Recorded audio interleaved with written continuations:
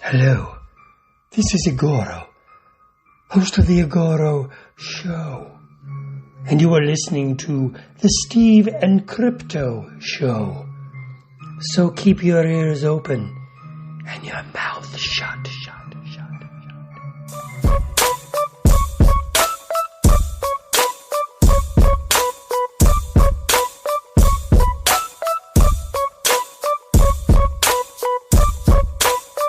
Hey, welcome to the Steve and Crypto Show presented by thestevestrout.com. I'm Steve. I'm Crypto Zoo. It's episode 102, and I want to thank you guys for listening.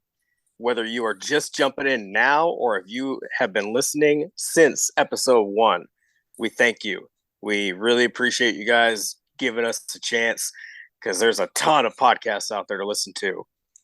And I mean, never mind. No, there's only one, and it's the Steve and Crypto Show. We appreciate you guys listening. There's two other ones because we're their third favorite. Yeah, that's true. Yeah.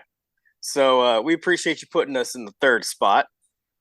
And really, we have a lot of fun doing this. And we do it for ourselves. But if you guys are liking this and you're enjoying what you hear, then that motivates us even more to keep going.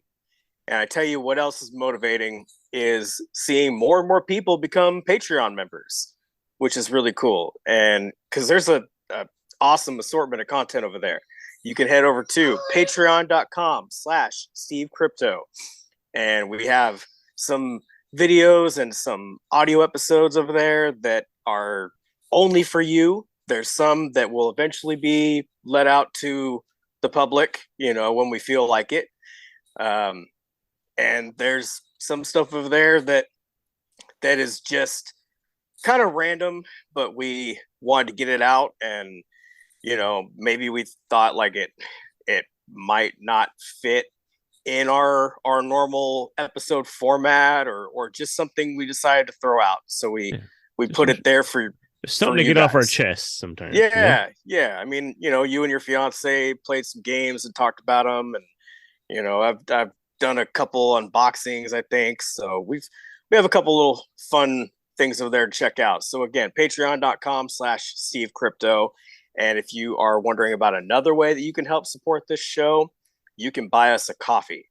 And that is by heading over to buymeacoffee.com/SteveCrypto. And basically all the contributions there go towards everything involving our podcast. So it helps out the audio gear. It helps out with merchandise. It helps out with marketing and advertising, all sorts of things. And we have a list of people already that have bought us coffees, and we love you guys. We appreciate you. We thank you so much for your help. Because we do what we can with just the two of us, but we have actually gone farther than expected thanks to all of you. So again, thank you. So that's buymeacoffee.com/SteveCrypto. We also have a Facebook page, a Facebook group that I encourage you to check out. Steve and I just want to have a hub where other creatives can kind of chime in and say, hey, I just filmed a short horror movie. Okay, let us see the trailer. Throw it in there.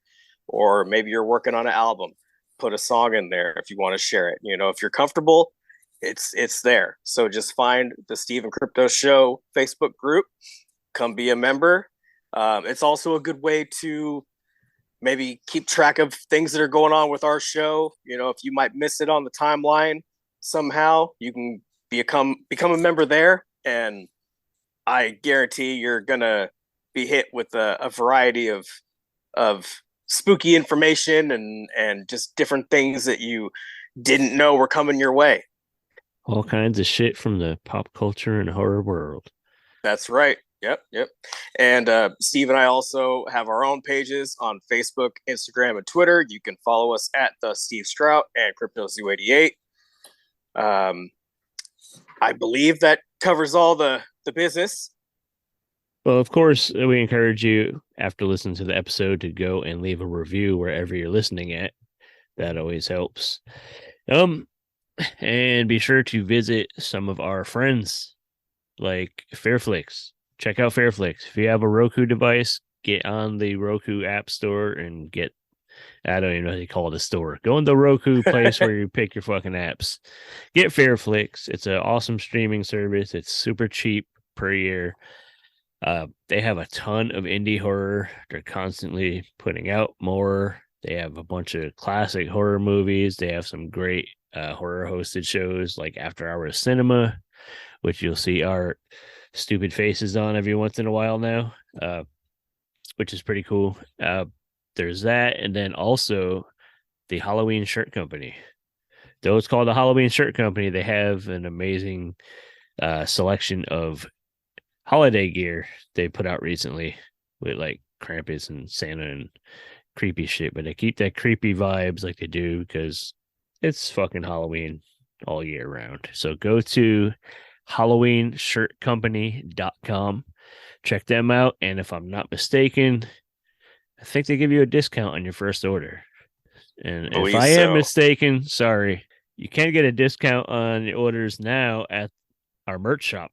We're having a merch sale to celebrate our 100th episode, which just happened recently, and the holidays. So head over to our merch store on Etsy, or Crypto will give you the link here in just a second. But if you head over there, you can get shirts, magnets, mugs, all that stuff at a discount. We dropped prices for a minute. So where can they go? If you want that discount, you head over to Etsy/shop/Steve and Crypto merch. And here's what you should do.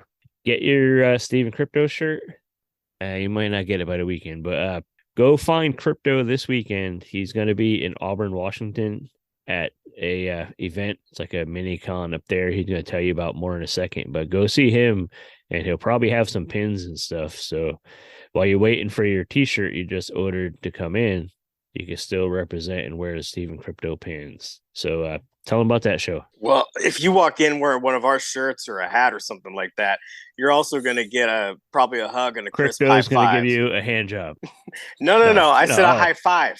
Oh, high five. That's about the best I can do for you. Yeah. But I can give you some better information regarding this event. So, Unlock the Con, which is an awesome store inside of the outlet. Not to interrupt you, center. but you know what's funny? Somebody's going to show up. Like they heard Crypto's going to give you a hand job, and they just stopped the episode right there to go get ready to go. So they're going to show up. They didn't hear the rest of the episode that we were joking. They're going to show up. They're going to show up and just be like, okay, I'm here. Please keep tuning in. But anyways, go back to Unlock the Con. Unlock the Con is a wonderful shop, and I'm pretty sure they don't want you giving hand jobs inside their stores. So let's just stick to high fives. I'm sure if you buy enough stuff, they'll turn their head. They're like, we'll let it slide. Go over under the table over there. Don't get nothing on the Funko Pops.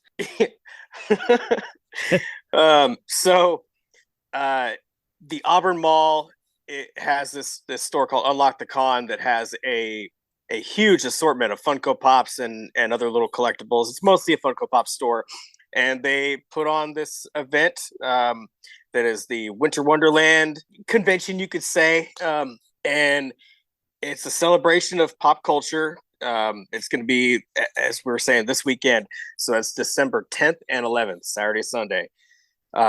If you want more info about like the times and the VIP, I think most of the VIP is sold out, but Sunday might still be available.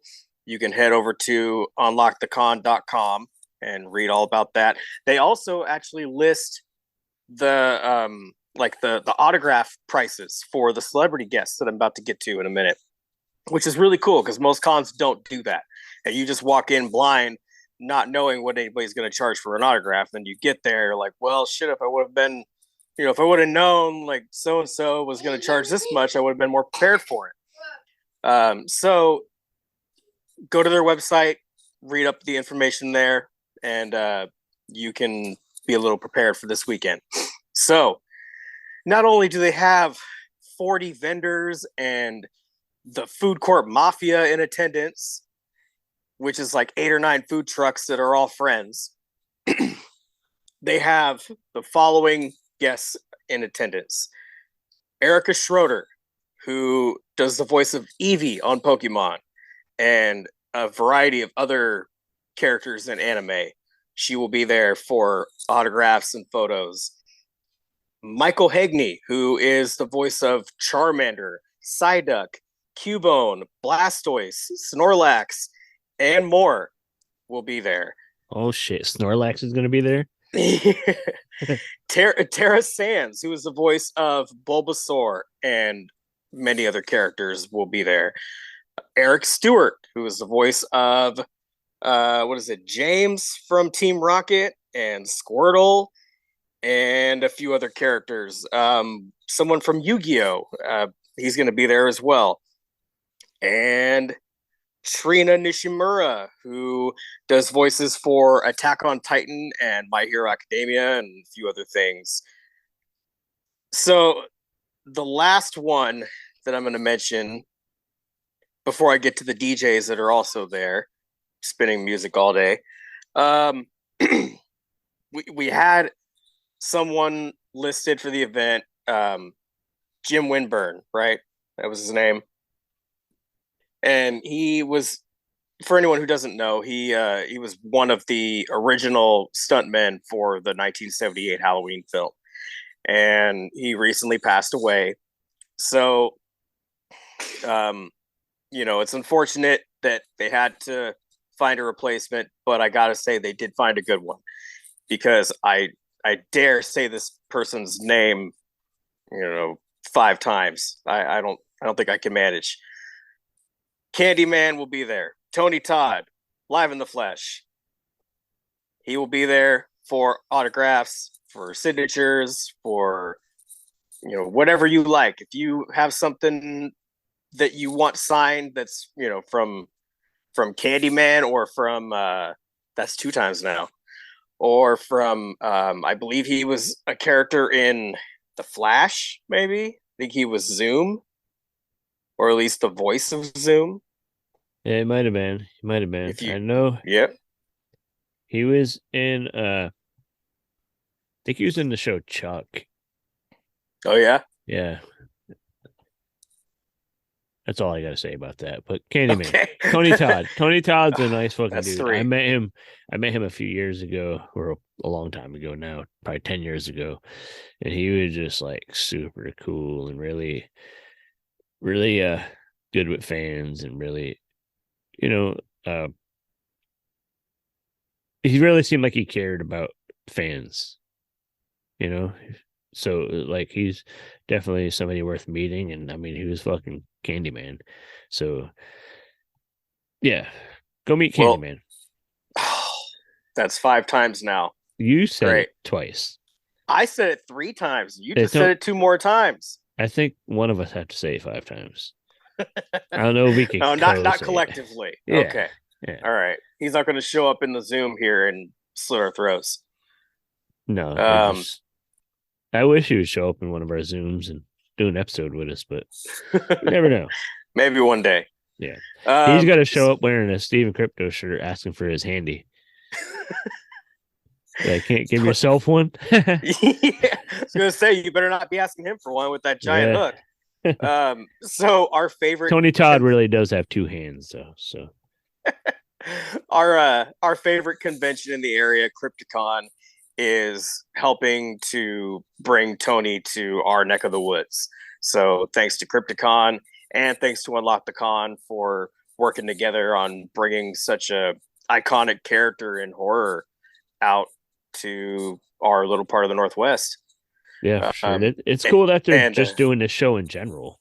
Yeah. It's downtime. There's no conventions or anything, and it's just like kind of kick those winter blues and get out and be a fucking nerd and meet some cool people. Yeah. This is the place to be this weekend if you're like looking for something to get, a last minute gift for your family or a friend, or just a gift for yourself. I definitely recommend coming and checking this out. Gifts for Steven Crypto. Yeah. There's a couple DJs that are going to be there playing all day long. DJ Speaks and DJ Kaimu.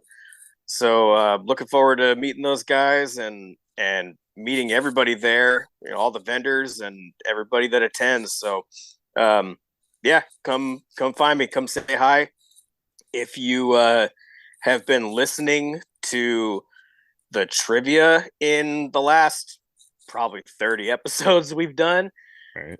You could probably approach me and give me the answer to one of those trivia questions, if you gave me the episode number and I'm pretty sure I'd remember the trivia questions. So if you rattle it off to me and give me the answer, I just might have something for you.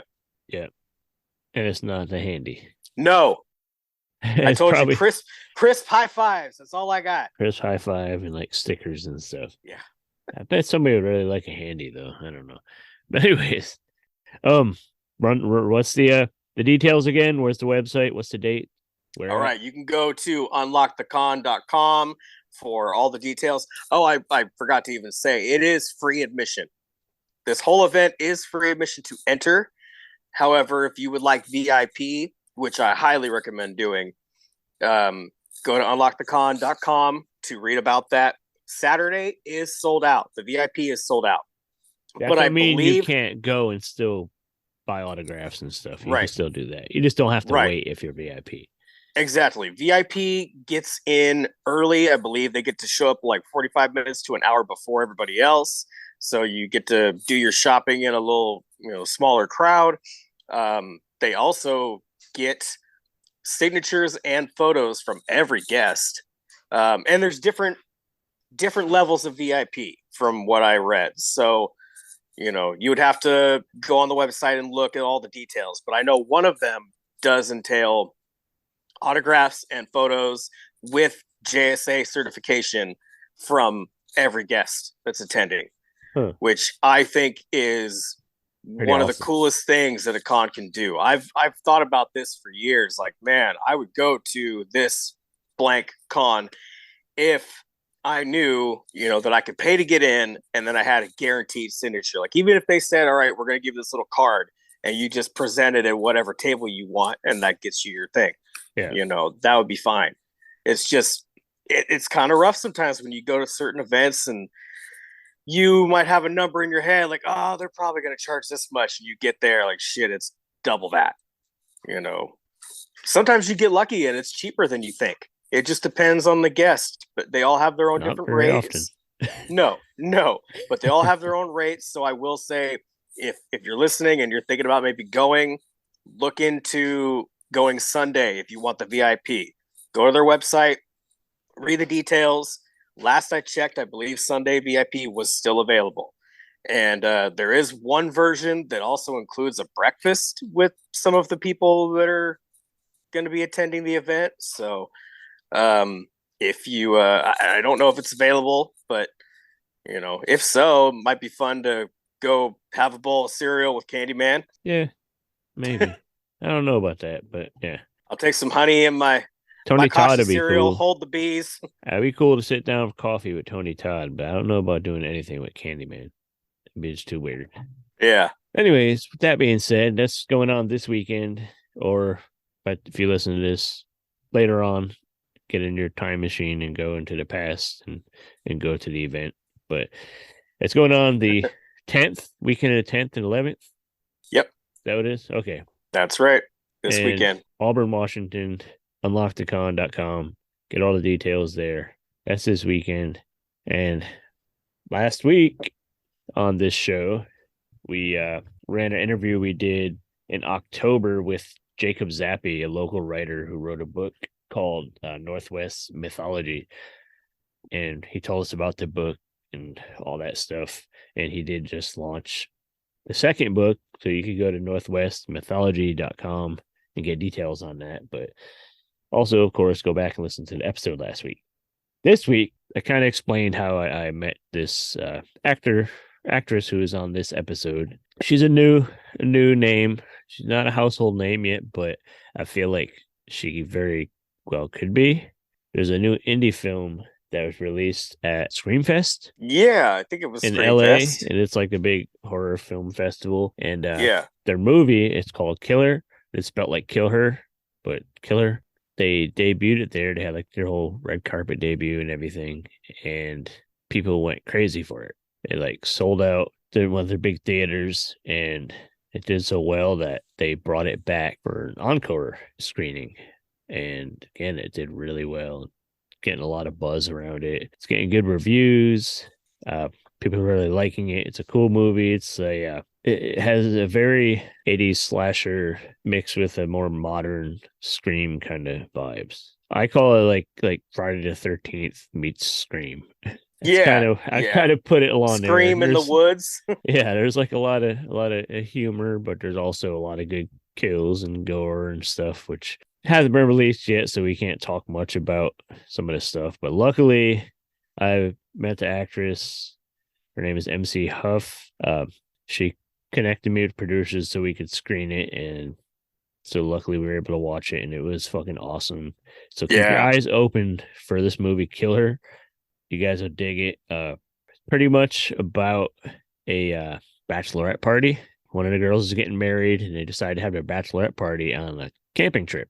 As a camping trip, shit just kind of goes crazy and hits the fan, and all kinds of wild shit happens. It's kind of It doesn't take long either. No, it just gets in, and then it's just kind of relentless right until the end, and kind of twists and turns, and yeah. But MC Huff, who we interviewed, this was her feature role debut. It doesn't feel like a debut. It feels like she's been doing this for a long time. It's really, I didn't expect to see such a great fucking job out of, going in, like, oh, this is her first, starring role. It's probably going to be okay. She could be pretty good. Yep. But she was like fucking phenomenal. She kind of like blew me away. Yeah, you can tell she's been doing her homework. She's, obviously has watched her fair share of movies and movies in the genre, and just knows how to act, and can handle like different curves and twists in a script of a film. I'm just, without saying too much, this character she plays is so many elements and layers to this character, and she kind of brought all this out, and kind of we've seen kind of multiple personalities, and just we've seen the range of her acting abilities, and it was a killer role. KillHer, you get it. But yeah, the movie's called KillHer. It should be doing a festival run now, and I'm sure it'll get picked up for distribution. I'd like to see it get a cinematic run, even if a short one. But you'll definitely be able to see this movie sooner or later, probably within a matter of months. And if any of you watch the film at a festival and then tune into this, please feel free to reach out to us after watching. Send us a comment. Let us know what you thought of it. Yeah. Hopefully you dig it. Right. So why don't we just dig right in and introduce everybody to MC Huff.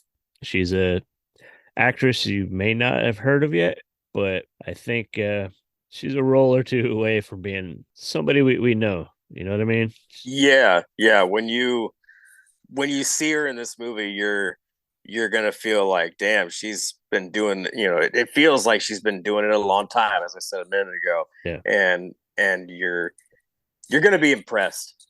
Yeah. I'm just gonna leave it at that. I think you're gonna be impressed with what you see in this film, especially from her. Absolutely. And that's not even saying the rest of everybody else in the movie was great too. Oh, the whole cast did a great job. Yeah, she's amazing, and the director, you could tell he loves horror, particularly slasher films. Yeah, it shows in some films more than others, and this is definitely one of them. Yeah, this was a love letter to those movies from this guy. Yeah, let's get in. Meet MC Huff, and when we get back from this chat, we'll run our trivia and say goodbye. Hi, I'm Doug Jones, the tall, skinny, goofy actor who plays lots of monsters and creatures on film and in TV. But today, I want you to know that you are listening to the best podcast on the air, and that would be the Steve and Crypto Show. Hey there, everybody. My name's Cortland. And I'm Brandon. And this is the Up All Night Horror Anthology Podcast, where we cover every horror anthology show that we can get our hands on. We've already reviewed all of Are You Afraid of the Dark?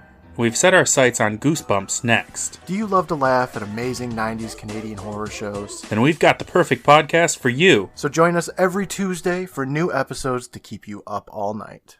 Hey, we are on the Steve and Crypto Show with a special guest. Recently, I somehow on social media connected with an actress.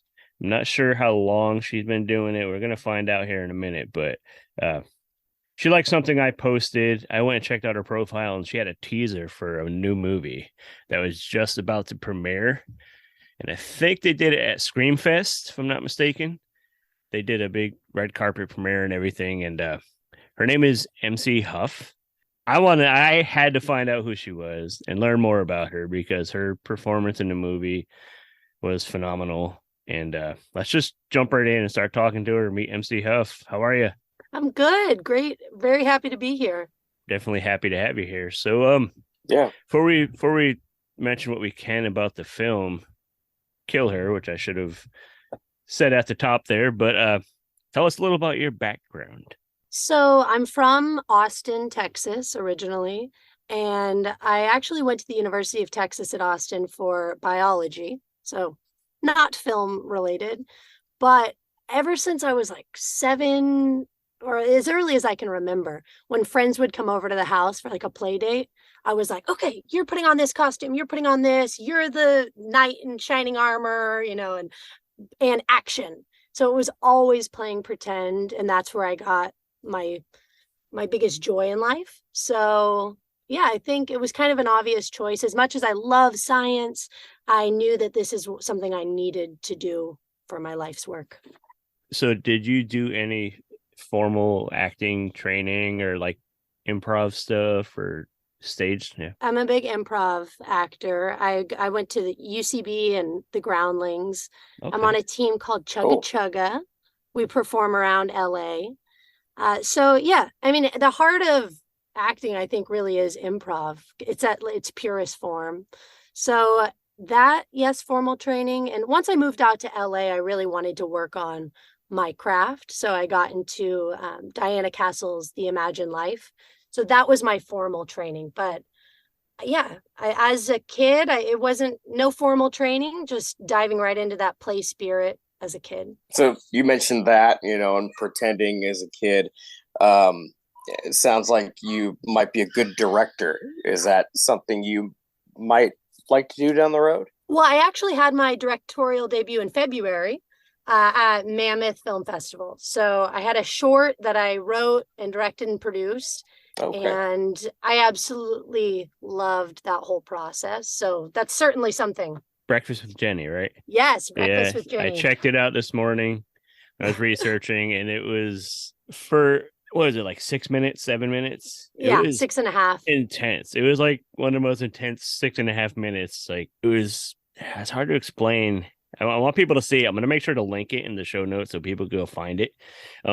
It's kind of, what would you say? It's about grief and coping with loss and stuff, and kind of some mental health sprinkled in there. And absolutely. I really wanted to touch on all the ways in which people grieve, and that each one of those ways is valid.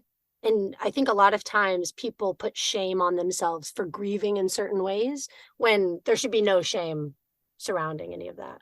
Did something, I don't know if it's personal or not, inspired this short, or is it just something that? Yeah, absolutely.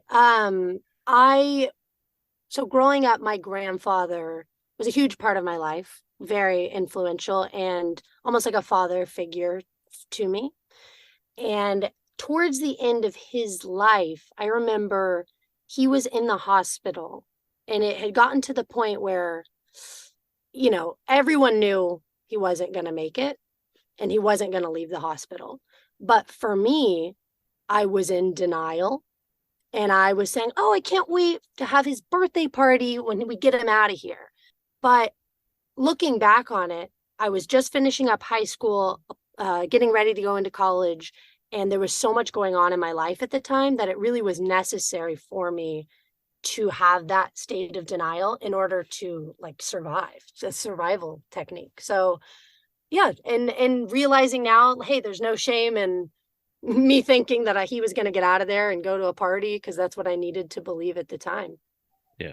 What other stuff besides KillHer have you been in that anybody might have seen? Or so KillHer is definitely, it's my first lead in a feature film, which is quite exciting. I think it really is my reveal as an actress to the world. I'm very proud of my performance in this film.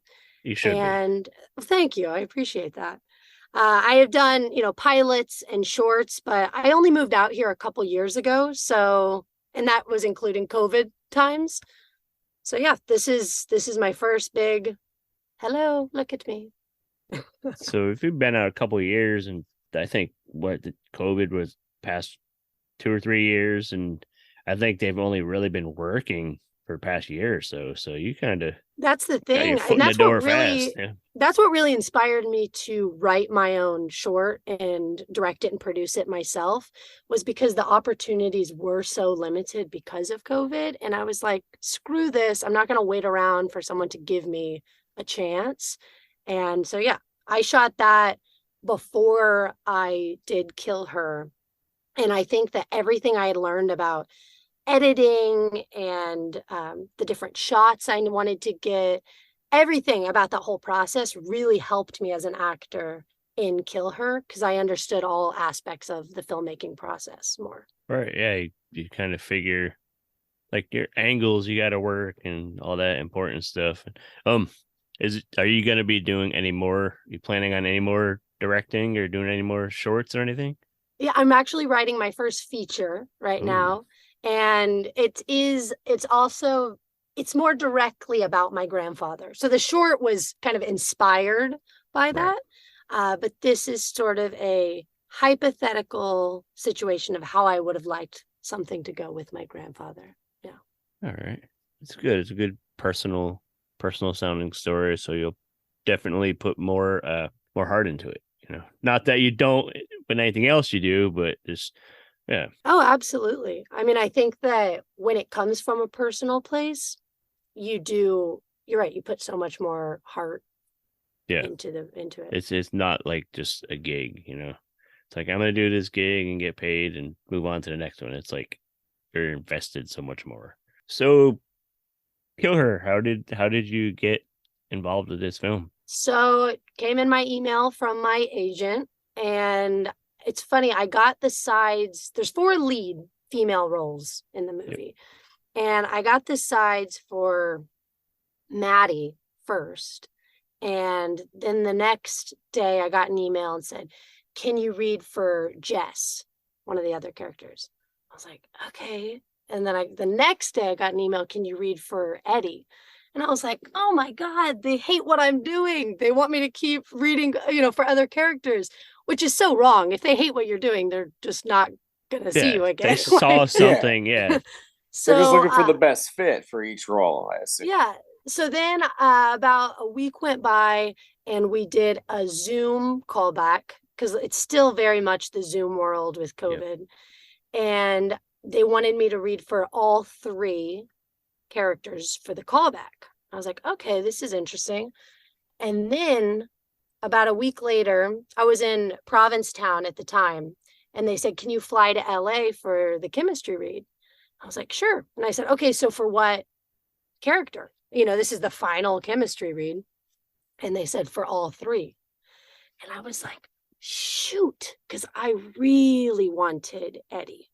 And I was like, what do I do? So I did a super gamble, a risky move, and I tried to sabotage my readings of Maddie and Jess. And I don't even know if they know this, and I don't even know if maybe they recognized that I was trying to do this, but I wanted Eddie so badly that I was like, if I try to do bad in these 2, maybe they'll see me for this. And then, I found out a couple days later that I got the role of Eddie, which was really exciting. That's a character that'll really test your capabilities as an actor, for sure. That's one of the reasons why I wanted this particular role so badly, because I felt like Eddie was such a complex individual and someone who is far from me personally, like my MC self. So that's always a gold mine, as an actor. You want to try to play parts that are really different from you and live lives that are, different from you. Yeah, you got to test yourself, for sure. Yeah.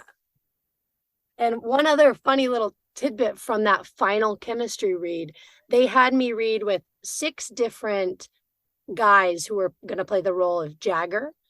And with 5 of them, I felt like I really knocked it out of the park, right?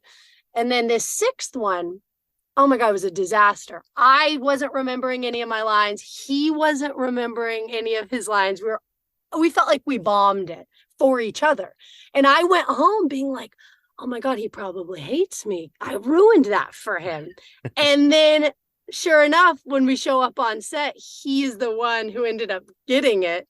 And he told me, he said, oh my God, when I went home, I thought, oh my God, I sabotaged it for MC. So I think maybe there was something like authentic about in our chemistry that worked. But yeah, it was funny that we both thought we sabotaged it for each other. And then we both ended up getting cast in the movie. Right. It was probably something they were looking for and they saw it. Can you give a quick summary of the movie or like tell us what it's about, what you can share? So 4 girls go on a camping trip into the middle of nowhere, and it's for a pre-bachelorette party. They're kind of planning the bachelorette party. Maddie is getting married, but not the most prepared for the wilderness. Let's just say that. And they come upon a guy in the wilderness. People start dying. And I think the short little tagline is they asked for a killer bachelorette party, and that's exactly what they got. So that's a good. Luckily, me and Crypto were able to see the movie thanks to the producers. It was us growing up enjoying like 80s horror. It really had that feel. Like even the score was just like 80s horror. And and I really attest that to Robin August, the director. Right. He is such a horror fan, lifelong horror fan. And I felt so confident knowing that this film was in his hands, because he wanted it to be like a love letter to certain horror films that influenced him as a kid. And I think he did a really great job at that. And what was interesting was, when you shoot a film, you don't know exactly how it's going to turn out after the edit. Right. So the first time I saw the film at all was at Screamfest in a packed, 500 people, their first time seeing it and my first time seeing it. And I loved how they leaned into like the 80s horror campiness aspect of it, because that's something that, you can't really envision until you see how they edited it. Yeah. Yeah, there's definitely a dedication and homage there to some older films. Like, I mean, right from the jump, you guys had me with the camera shot, just like when you're up against the tree. I'm not really giving anything away here, but when you're up against the tree from the and teaser, the camera, the camera zooms in. I mean, you can't help but think Evil Dead, and it looks beautiful. That's what I got that scene. Was first thing I thought was the way he shot Evil Dead, and then watching it was just like the 80s stuff, like the camp horror movies, the Friday the 13th movies and stuff. Yeah, and then something bad's gonna happen. But then you felt like these more like modern like Scream kind of vibes, because it's kind of like a whodunit at first, and then it developed. Had a good entanglement of all elements of those. Absolutely. It's so hard to not mention any of this stuff. I can't wait till people need to see this movie. Once it's available and out there, or is it going to be doing more festivals or anything? Yeah, so right now we're still we're doing the festival run a bit, and then distribution I'll find out probably when everyone else finds out, because now it's in the hands of the producers and the executive producers. So I don't know at the moment, but it will certainly be available to the world somehow, some way. We recently went to a film festival and hung out and kind of did some press and watched a few different films, and they were all really fun. And I'm sure you've experienced this now, so you can possibly relate. One of the best parts for us was just hearing the reactions from the other people of like, everyone together, the whole audience together is we're all like-minded. We're all there to see some horror, to be spooked a little bit in some way. And so it's just fun to be in that room of, as you said, 500 people and like, damn, we're all reacting the same. It's really fun, isn't it? Oh, it's such a communal experience. Yeah, and Yeah. this film exactly, and this goes with a lot of horror films, but certainly with this film, I want people to be able to see it in the theater because the roar of laughters and screams and everything at the same time just erupting in the theater is such a magical experience, especially when you poured your heart and soul into a project and then everyone's getting excited about it in different ways. It was awesome. So the vibe was pretty awesome at the theater then. And then we actually got such a great reaction from the sold out premiere at the Chinese theater that then we got an encore presentation the following week. And it was almost sold out again for that. So the word got out, and a lot of the people in the audience actually had come back a second time because they wanted to rewatch it, which was cool. That's awesome. No, was that second screening, was that part of Screamfest, or was that like a just? It was part of Screamfest, and we were the only film at Screamfest that had a encore screening. Oh wow. Yeah, because I guess when I talked to some of the people who put on Screamfest, and they said that they were being flooded with calls saying like, I can't believe it's sold out. I want to see KillHer, so many times that they then had an encore screening for us, which is great. Very cool. Sorry, I cut Crypto off first. Were you getting it? I was just gonna, mention the movie and like, it's kind of funny to say, like, horror movies and movies in general are fun to watch with your friends.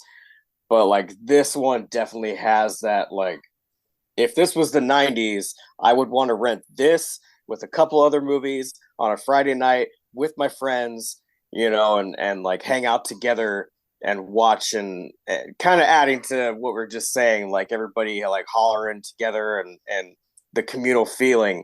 Like, not every horror movie has that, but this one really does. Yeah. I'd put it in there with like a Friday the 13th or something. Like, you want to watch that with your buddies, and let's have some beer and a pizza and all, like, get into it.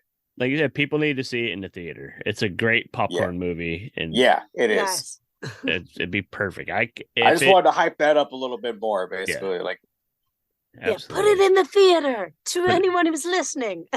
I mean, we saw that indie horror film could do really well in theaters. I mean, Terrifier just fucking killed it. Yeah. Oh, have you seen that yet? I haven't seen it, but I've obviously seen all the articles. Everyone's going crazy about it. Yeah. But this has been a good year. I think there's been a lot of horror pumped out for sure. Yeah. I think the last just couple of years in general, I feel like, I mean, I could be wrong on this, but I think a lot of it is the bigger studios were holding back all like the big blockbusters and the superhero movies, and they were holding all that stuff back, and they had to put something out. So like, let's just throw the horror movies out there, and everybody is dying for something new, and there was a lot of horror out there, and everybody is sitting down and finally watching it, and like, wait, this shit isn't the trash that I thought it was. This is good. This is actually art. I could enjoy this. And now people are opening up, and then you have stuff like Jordan Peele's films getting like good critical reviews and stuff, and it's just people are realizing that, like I said, it's not the smut and trash and gore fest that people see horror as. Like, it's Crypto always mentions that we're the what do you call us, the black sheep of cinema. Black sheep. There you go. Right? I mean, you look at Oscar history and you don't see horror films generally. So I think, people kind of brush it off kind of with comedy, horror and comedy as, it's not as higher tier art, but I disagree. When I was a kid, my mom, she was definitely a lady that would watch award shows a lot. She'd always say, oh, here's the Grammys or whatever was on. And I never cared because most of the people that I was really into weren't on those shows. And then finally there was an award show. I think it might've been on like Spike TV, and it was called the Chainsaw Awards, and they did that a few Yeah. years in a row. That was and that was fun. Spike and Fangoria did that. Yeah. Yep, and that was always fun when I actually got to watch it. That's for our people. Yeah. But they just, I don't know, like what? Just because it makes you laugh, it's not like it's lower tier. I mean that's entertainment. Isn't that what movies are about? I think a lot of people, like critics and stuff, need they need to feel like they need to feel smart. You know what I mean? Like they want stuff they could pick apart and overanalyze rather than just be entertained, which I think is a issue with. That's why you see on the internet all like the people just trashing stuff and everything. It's like, just fucking be entertained. Well, I think one reason why KillHer works so well is the way, like, all the actors took their roles very seriously, which you have to do with comedy, especially even comedy. The more serious you are about it, the funnier it can be. But like, to me, everything I was filming was very serious, very emotional, very deeply driven within like the creations I had made. But when you talk to Robin, the director, and you're like, oh, what's the deep meaning behind this film? He's like, it's just fun. Like, he has that like, Exactly. it's just a fucking roller coaster blast. And so I think the mixture of all of us taking it really seriously, and he took it very seriously, but having that fun element of it, especially in post, it filters through in a way where, you can be really intense in the movie, but then you have lighthearted elements that kind of allow you to giggle and have a good time. He's like, just run through the woods and start screaming. We'll turn the camera on and see what happens. Yeah, like it builds you up and then levels you out again. It's like a roller coaster.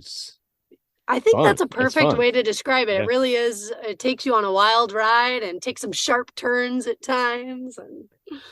Okay, so most of the stuff we talk about on here, like we say we're a pop culture show, but we do emphasize horror.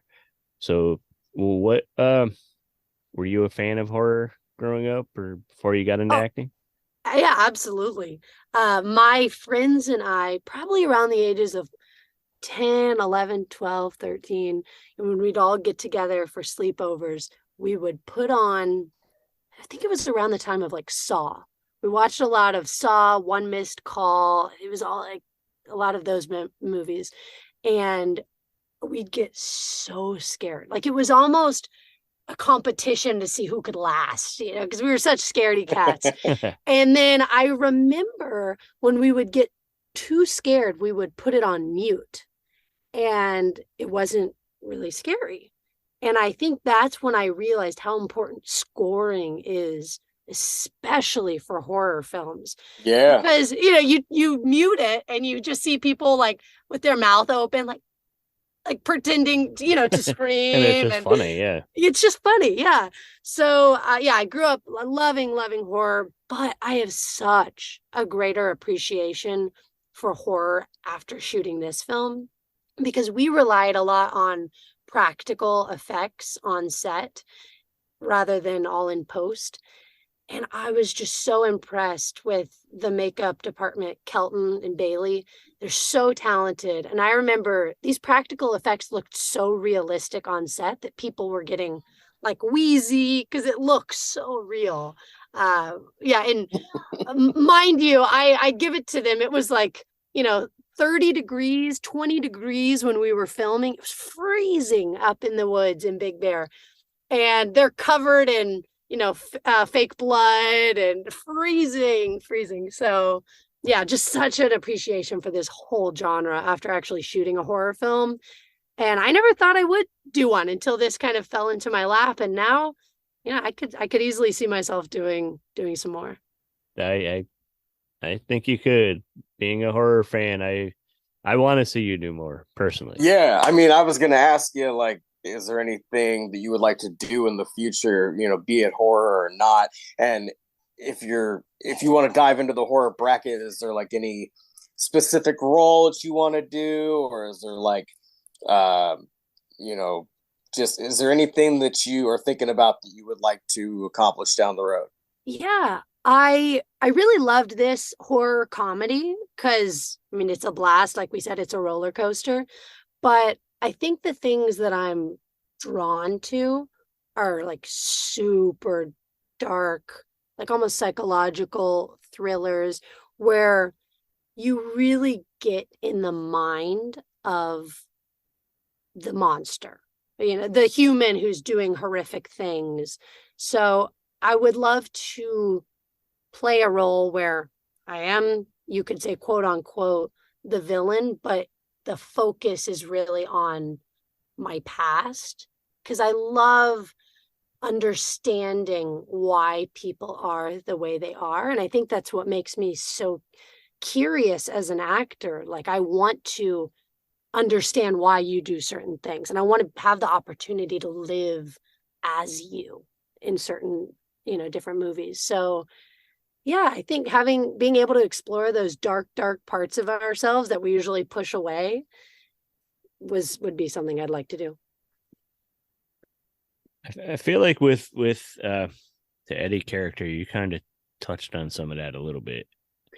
Absolutely. I mean, Eddie is on the outside, a jokester, which I think a lot of jokesters in real life are hurt inside sometimes, and it kind of they express themselves in that way, almost to overcompensate.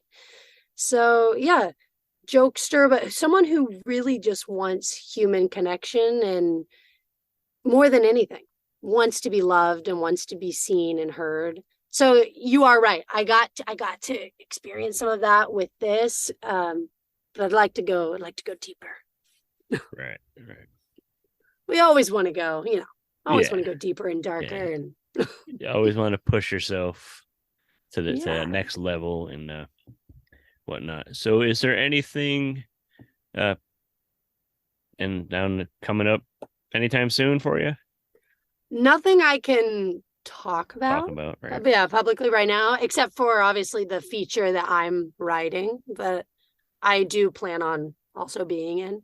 But yeah, other than that, I can't talk about too much. But yeah, more horror stuff though. Exciting times, I'll say that for sure. So who are some of the performers, actors, actresses that kind of have inspired you? So for this film in particular, in preparation for it, I had about 2 months from the time of finding out that I got the role to filming. And I just tried to soak up as much as I could influence-wise. And Kathy Bates in Misery was a big influence. And then the Scream films for sure. So Skeet and Matthew, I enjoyed like watching their performances in that. But overall, just my influences as an actor in general, I'm a huge fan of Florence Pugh. I think she's absolutely incredible in everything she does. And her last film, the Don't Worry, Darling, it was getting horrible reviews. And, a lot of times I try not to look at reviews before I see a movie, but I saw, the Rotten Tomatoes and I was like, but I had to go just for her. Like, I am so in love with her work as an actor and the way she approaches the work that she's a big influence for sure. All right. How about some of your favorite movies, horror or not? Oh my God. That is... People want to know. People are going to know. People are going to look back on this interview and once you're once you're a household name, once you're a new Scream Queen or something, and yes, they're going to look back and be like, let's see what she was all about before. Let's see. I mean, again, I go to really dark things. Like I love Schindler's List. I love, I mean, that one movie is a masterpiece. You know what? I'm going to say, and this is a movie I've seen within the last year, but it's going to be up there in my top movies, I think, of all time. is Everything Everywhere All at Once. Oh my god. I thought that was, I was blown away. I want to talk about roller coaster. Oh my God, talk That about like movie. screaming and crying and laughing all within like a minute. Oh my God. Okay, so see, this is how it always works. My mind's blank, and then now that I'm thinking of things, I'm like, blah, I want to tell you everything. And then another film also recently saw, Marcel the Shell with Shoes On. Have you seen it? I haven't seen it, and I'm hearing people are loving it. Steve. Yeah, I know. Oh. I know. I mean, I Yeah. thought I was going to have to be escorted out of the theater for ugly crying so badly. It was, Well, I'll wait to watch that at home then, because I don't need to start crying in the theater. Yeah. I was worried. Bring your tissues. I went and watched the Wakanda Forever the other day, and I had seen people say it's like an emotional scene and everything. So I was prepared. I did have a couple tissues in my hoodie pocket, and just in case. Well, but that's it didn't why get I me, told you I have to leave at 6:00 because I'm going to a 6:20 showing of Wakanda Forever. So well, I'm excited. Bring tissues just in case. Yeah. You might need them. Yeah. Yeah. It was pretty good though. I think you'll dig it. If you like those movies, you'll dig it. Yeah. It was kind of, they do a nice tribute to why is his name escaping me? The actor from the first movie. Yeah, who passed away. Yeah. And I loved how they did the tribute to him also, I think, at the Oscars, and they've done such a wonderful job at that. He was good, but yeah, you'll dig it. But Everything Everywhere All at Once, that was probably the best thing I've watched in the last at least a year. It was what? Did you see it in the theater or? I did. Okay, yeah. One thing that I thought was so amazing about seeing that in the theater is the rock scene, where it's just the rocks and the subtitles on the screen. Yep. You could have dropped like a feather in that theater and heard it hit the ground. It was so dead silent. And going back to like the communal aspect of watching a movie in a theater, that was a beautiful moment. I think all of us just being so focused on that and quiet. Yeah. That movie did some beautiful, like, breaking the form things that you don't see a lot. And weren't the guys who did that movie, weren't they like music video directors? And then they jumped in and did this. I gotta look into that. I mean, I believe so, because the editing was phenomenal. Did you watch that yet? Everything Everywhere All at Once, Caleb? Yeah, I have not. I have not seen that. I was about to say, I'm jumping back in here. What movie are we talking about? Put it on your to-do list. You should put it on there. Put it towards the top, because it's definitely. I watched KillHer first. Yes, most importantly. Yeah. But we can't really talk much about that yet. So I will say though, when you watch it, it's hard to believe that film was shot in 12 days. KillHer? Yeah. Wow. Yeah. We shot it 10 days in Big Bear. Then we had 2 days back in LA. But it was awesome because it was COVID times. So we were all staying up at the camp in Big Bear. Right. So you're just so focused and in that mindset the entire time. And being in the woods, it lended us to be able to scare each other, frequently. But then also there were moments where, we were all staying down the hall from each other. And I remember Jenna coming and like knocking on my door, and she's like crying. She's like, "Oh my God, someone's outside. Was that you who just tried to prank me?" And then we realized we were all in our rooms, and we're all freaking out, and we're filming a horror movie, but yet we feel like we're in a horror movie at the same time. So we had a lot of fun on-set stories like that. There's something about the woods just itself, like you just feel like you're being watched in general when you're in the woods, especially at nighttime.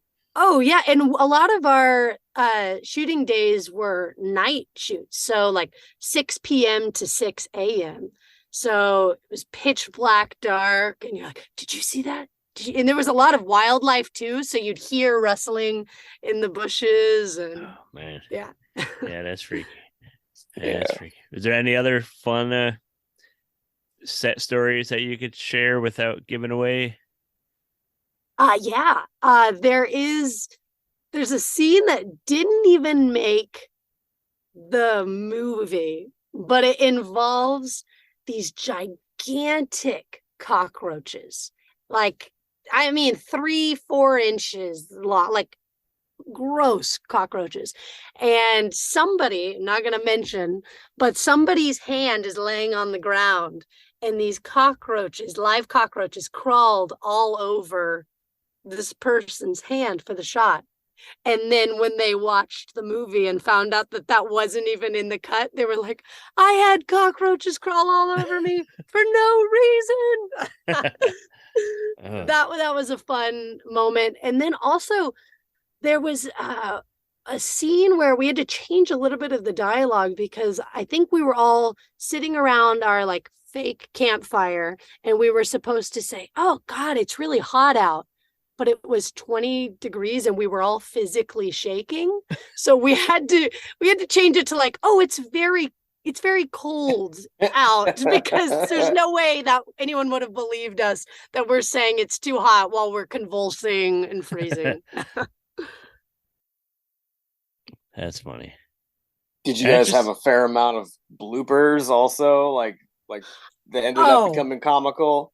I can't wait to see the bloopers reel. I know that Robin, the director, said that he has just a gold mine reel of bloopers. So I'm so anxious for us all to get together, for those to be released to the public, because I know that there's some amazing bloopers from this. That's one of my favorite things about movies is like some of them will put them in while the credits are rolling at the end, like Rush Hour was always famous for doing that. Yeah, it's always something to look forward to. Yeah, and then it keeps people around for the credits, because so many people pour their heart and soul into a film, and then everyone gets up and leaves right when it's over, and I'm like, look at their name. They worked so hard. Yeah. And that's one thing with KillHer that I appreciated, was so many people got their own title cards that were, in the crew, which is very rare. So I think it's just, I don't know if that was Robin's decision or who decided that, but I think that was a great move, because, I mean, hey, the actors are working their butts off, but so is the crew. And I feel like crew doesn't get enough recognition sometimes. Right. Yeah, you guys are all out there in the cold. Right. Yeah, every single one of us. So it's definitely a movie. KillHer. You should be proud of your performance in it. Everybody should. You talk to any of the other cast, let them know that we loved it. Definitely look forward to seeing it again. Need to see it in the theater. Hopefully it does get a good enough release that people get to see it. Hopefully that blooper reel makes the DVD when it comes out. That would be cool, because I would definitely want to see that now. You and me both. What I just lost my thought. Quick, come up with a question, Caleb. I'm just trying to keep my kids quiet over here. Oh, okay. There you go. How old are your kids? They are 3 and about to be 6 next week. Ooh. Yeah. Fun age. Yeah. So, they're not old enough to watch KillHer yet. Well, I was gonna say we'll probably watch horror. We'll watch KillHer on the 7th birthday. He'll be ready for it. That'll be 7. There you go. That's good. I was probably watching horror when I was that age. Well, that's the thing about like I have nieces and a nephew that range from age like 1 to like 9, and they're all asking and wanting to watch. They're all hearing about KillHer and wanting to watch my movie, and I'm like, oh, I don't know. Yeah, you don't need to see Auntie acting like this. No. You want to see me in that light? They'll never be scared of you, and that's funny. Yeah, that's cool. Well, we could probably wrap up here soon. Thank you for hanging out and taking the time. thanks for hooking it up with the producers so we could check it out. Yeah, I'm so glad that you guys enjoyed it and wanted to pimp it out on here. So Yes, for hopefully sure. people hear this and check it out. For Yeah. sure. We'll Yeah, share I hope so. whatever we can in the show notes about the movie. If there's anything you want to plug, do you want people to follow you on social media or anything and keep up on Oh, what sure, you're doing? Yeah, I'm pretty active on Instagram. I try to be. It's just MC Huff. And yeah, check out Breakfast with Ginny because it's on YouTube and available. So yeah, Breakfast with Ginny. And it's won awards at a couple festivals, right? Oh yeah, 11 different international film festivals. So Oh wow. Wow. feel pretty good about that. Yeah, you should. And You great. should. And hey, I gotta say that's something I try to tell people all the time is I shot that film. I mean, granted, I had lenses on my phone, Moment lenses, but I shot that with my iPhone and with a budget of less than $100. So I try to tell people, hey, don't wait around for someone to cast you in a project or to give you the opportunity. Like now with cell phones, there's really no excuse. Yeah. So make that art. Make that art if you got an idea Yeah. and make it happen. And it's so easy to get it out there now too. Yeah. The internet, absolutely. you can just put it on YouTube, put it anywhere for free. Mhm. Yeah. Yeah. Well, hey, everybody, follow MC Huff. Keep your eyes open for KillHer. Yeah, if you're going to the festivals, make sure that you go out and watch that one. I'm so glad you guys loved it. It was so great chatting with you both and meeting you guys. Thank you for being here. What's up, guys? This is Megan Yannon from Blank Stare, and you are listening to The Steve and Crypto Show. Be sure to subscribe to Fear Flicks on the Roku Channel store. All right, we are back. Thank you to MC Huff for hanging out and chatting. That was a blast. She was super cool to talk with. Definitely somebody I would love to have come back and chat some more once she gets some more stuff under her belt. And definitely check out her short film that she mentioned. I'm going to put a link to it so you can check it out. I'll put a link in the show notes. But thank her. See the movie KillHer as soon as you get a chance. You're going to dig it. If you guys like our show, we know what you're into, sort of, I think, well enough by now. I think you'll really like this movie. It's fucking blast. Like I said in the interview, it's a great popcorn movie. And if it comes to theater near me, I'm definitely going to see it. So it was tough because we couldn't really say too much. Like we talked about an interview because, we're sworn to secrecy and a lot of stuff. So it's cool that they let us screen it, but also at the same time, it's like, I just want to yell about all these scenes and talk about the kill scenes and this and that, and we can't. So just take our word for it. Go see this. You guys will dig it. It's a fun fucking movie. MC Huff is phenomenal. The whole cast is great, but I think we have a budding star here on our hands. So do that. Yeah. I was just going to jump in and say, at this point for us, it's like we're in high school and somebody just told us a dirty secret, and now we can't talk to anybody about it. Don't tell anybody. It's pretty much how it is. Fucking amazing. We can tell you the movie's great and you're going to have fun with it. If you're into horror, you're going to like it. It's a ride. It really is a ride from beginning to end. And I also just want to throw in, you were talking about it kind of having like Scream versus Friday the 13th vibes. I would also throw in a little bit of Evil Dead just with the camera angles that they use from time to time. We were talking about that in the interview. Yep, like you mentioned. So I can say that, there's some really cool angles in it that kind of make you think about other films and just throughout the movie you'll see like, okay, there's a little nod to this movie or that movie, and it's fun.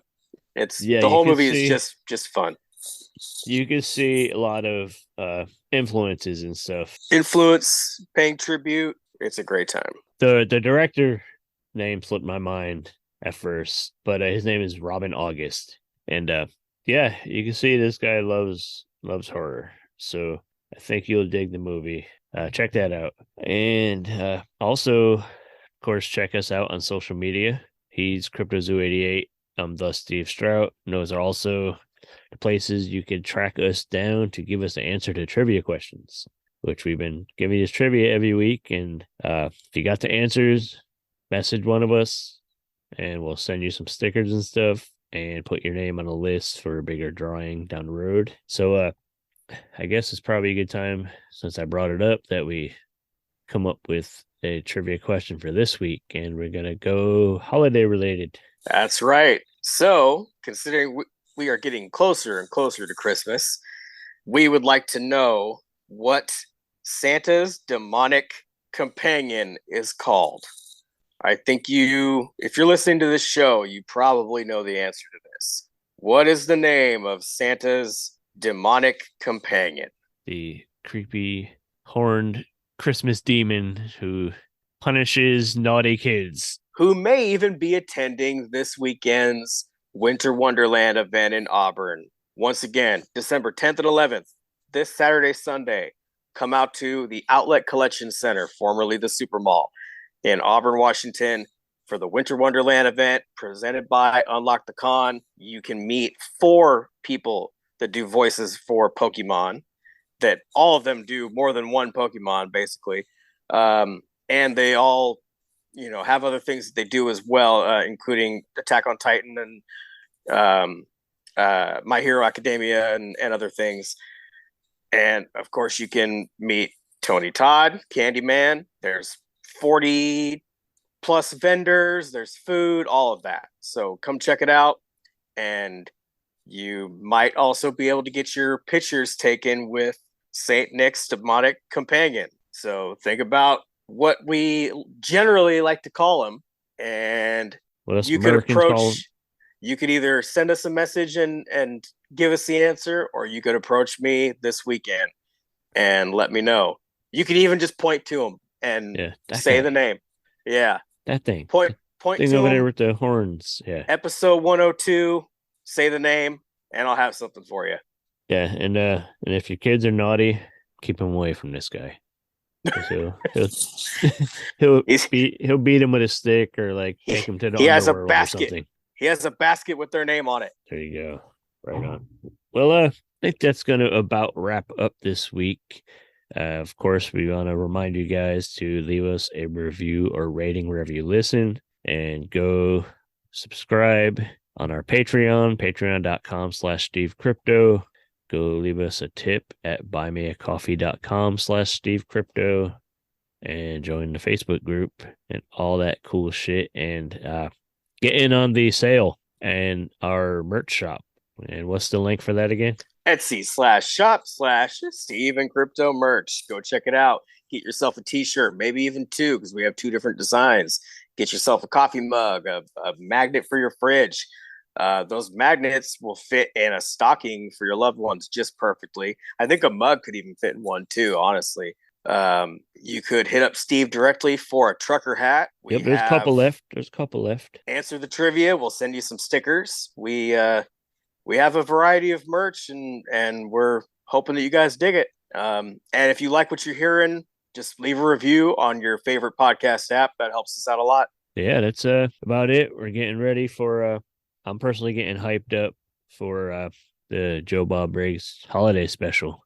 And I guess I could safely mention that next week we are going to have John Brennan from The Last Drive-In, the music man who does the theme song and all that stuff. The lizard took a shit. Yeah, he's going to be back here next week to chat with us, to tell us about a project he has going. So make sure you tune in to episode 103. Yep, episode 103. We had a great time chatting with Mr. Shark on the dance floor once again. It really feels like one of us, like just, I think we've said it before, it feels like a guy you could sit and have lunch with, have some pizza with, or whatever. Just, yeah, he's such a fun guy. Yeah. Yeah, we like food. We ended up talking a lot about food and stuff, so you guys will see that. So one more time, thanks to MC Huff too. Keep your eyes open, keep your ears to the floor, listening for KillHer to come to your neck of the woods, or come to a fucking festival near you. Yeah. Listen for it to come out on DVD or Blu-ray or anything, we get any news about it, we're hyped about it. So we're going to let you guys know too. So that's right. And we can't really talk about it. So that's why I'm kind of pushing you guys to send us a message after you watch it. If you get a chance to see it, send us a little, direct message or whatever, and just tell us what you thought so that we can talk about it with somebody. Yeah. Also, let us know on social media what are some of your favorite holiday horror movies, because I'm trying to watch a bunch of ones I haven't seen yet. So maybe somebody will mention something. I have a good one for you. I don't know if you've seen it yet. I think it's called Better Watch Out, or You Better Watch Out. I don't think I've seen that one. That's a fun one. It has a cool twist in it. Did you ever watch Santa Jaws? No. Oh, that's a good one. I probably should. You should watch that. I watched Mrs. Claus the other night. That was all right. That was all right. Good indie horror. The Mean one's coming out. Yeah, the Mean one with Art the Clown. Yep. That'll be cool. Yeah, so let us know what you guys are watching over the holidays. Kind of scary shit. Even classic fucking holidays. Like everybody, I love watching The Grinch, and I'll watch Elf and all that shit. Just let us know what you're watching. I like to hear it and maybe be inspired to watch something. And with all that being said and all, I think we got all our rambling out of the way. So I think we're going to call it a day. And thank you guys for listening. We have been the Steve and Crypto Show. We'll catch you next time. Thank you guys for listening. I hope to see you this weekend. Candyman, Candyman, Candyman, Candyman, Candyman.